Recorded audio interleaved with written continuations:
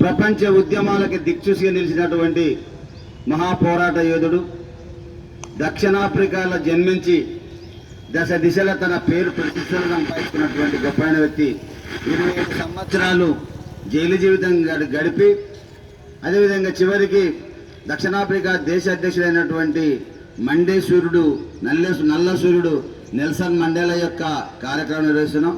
ఇటు కార్యక్రమాన్ని ఉద్దేశించి కవి పండితుడు భూరోజు గిరిరాజాచార్యని మాట్లాడవలసిందిగా సాధారణంగా విజ్ఞప్తి చేస్తున్నాం. ఈరోజు ప్రపంచంలో మానవతావాదిగా మానవీయ విలువలను బోధించిన మహనీయుడు, దక్షిణాఫ్రికా మాజీ అధ్యక్షుడు నెల్సన్ మండేలా గారి జయంతి కార్యక్రమాన్ని నిర్వహిస్తున్న ప్రియమిత్రులు రాజా రామ్ ప్రకాష్ సార్ గారు మరియు వనపర్తి SC/ST మ్యాంటరింగ్ సభ్యులు గంధం నాగరాజు గారు, స్వకుల క్షత్రియ నాయకుడు రాణా ప్రతాప్ సింగ్, మైనార్టీ నాయకుడు craft teacher bye school Balamayya గారు, ఇక్కడికి విచ్చేసిన అందరికీ స్వాగతం పలుకుతూ,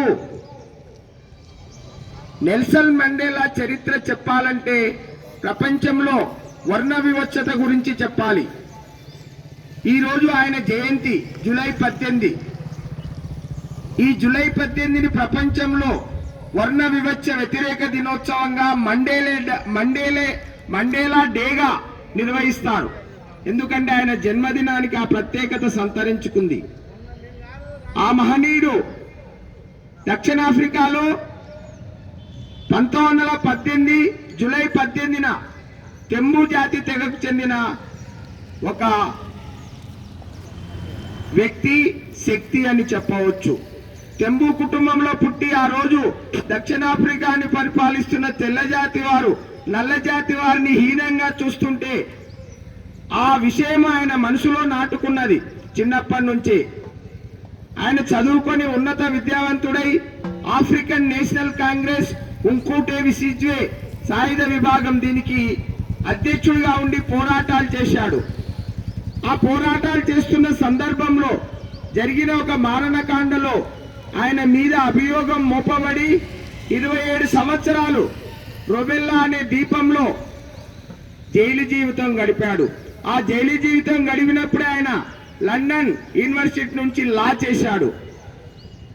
ఆ విధంగా అప్పుడు దక్షిణాఫ్రికా అధ్యక్షుడు క్లార్క్ ఈయన జైలు జీవితాన్ని గమనించి ఆ రోజుల్లో మండేలా యొక్క వ్యక్తిత్వాన్ని, ఆయన ఉన్నతత్వాన్ని గమనించి విడుదల చేయడం జరిగింది. విడుదలైన తర్వాత ఆయన దక్షిణాఫ్రికాకు అధ్యక్షుడయ్యాడు. గాంధీ అహింసా సిద్ధాంతాన్ని అలవర్చుకున్నాడు. అందుకే ఆయనకు దక్షిణాఫ్రికా గాంధీ అంటాడు. మండే సూర్యుడు, నల్ల సూర్యుడు అని ఇట్లా ఆయనకు ఇలాంటి బిరుదులు కూడా ఉన్నాయి. ఆ విధంగా గాంధీ సిద్ధాంతాలను అంటే అతివాద పోరాటంను వదిలి మితవాద అంటే గాంధీ సిద్ధాంతాలను అనుకరించి పోరాటం చేసి ఆ దేశంలో వర్ణ వివక్షతను రూపుమాపిన మహనీయుడుగా అతన్ని కీర్తిస్తారు. మన భారత ప్రభుత్వం కూడా మండేలా గారికి 1990లో భారతరత్న ఒక విదేశీయునికి ఇవ్వడం మనకు గర్వకారణం. 1993 ప్రపంచం ఆయనకు శాంతి నోబెల్ బహుమతి, ప్రపంచ శాంతి నోబెల్ బహుమతి అందుకున్నాడు. 2003లో మన దేశంలో 100 సంవత్సరాలు గాంధీజీ ఆఫ్రికా వెళ్లి వచ్చిన సందర్భంగా ఆయన ఈ దేశానికి రావడం జరిగింది. ఈ విధంగా పోరాటాలు చేసిన మహనీయుడు నెల్సన్ మండేలా గారు 2013 డిసెంబర్ 5న మరణించాడు. ఆయన మరణించిన సందర్భంగా మన భారత ప్రభుత్వం కూడా అప్పుడున్న మన రాష్ట్రపతి గారు ప్రణబ్ ముఖర్జీ గారు ఆయనకు భారతదేశం 5 రోజులు సంతాప దినాలుగా ప్రకటించింది. కనుక అటువంటి మహనీయుడు ప్రపంచంలో ప్రపంచ శాంతి నోబెల్ బహుమతి పొందిన వ్యక్తి, ఉన్నత మానవతావాది మండేలా గారి వర్ణ వివక్షతను మనం కూడా ఇక్కడ అంటరానితనం, వర్ణ వివక్ష ఇలాంటివి ఎదుర్కొంటున్నాం. కనుక ఆ మహనీయుని చరిత్రను స్ఫూర్తిగా తీసుకొని అందరం మానవులంతా సమానమై అనే భావాన్ని మనసులో నింపుకొని మెలగాలని తెలియజేస్తూ ముగిస్తున్నాను. జోహార్ నెల్సన్ మండేలాకు, జోహార్ జోహార్. జోహార్ నెల్సన్ మండేలాకు, జోహార్ జోహార్.